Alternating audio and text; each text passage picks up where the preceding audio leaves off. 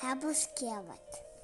Puudel ja põsastel pungad lähevad suuremaks ja nendest kasvavad lehed. Päike paistab ja soojendab. Vahest sajab ka vihma.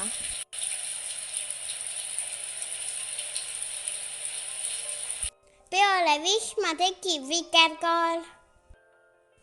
Lilled hakkavad kasvama, näiteks tulbid, sinililled, märtsissid. Rändlinnud tulevad soojalt maalt tagasi, näiteks luiged, toonekuured, pääsukesed.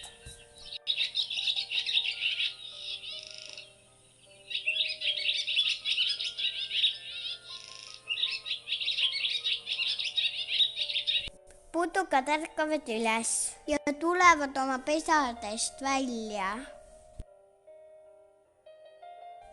Talveunest ärkavad metsloomad, näiteks siilid ja käud.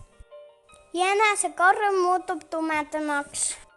Kevad on ilus aeg, linnud laulavad, lilled õitsevad. Päike paistab ja soojendab.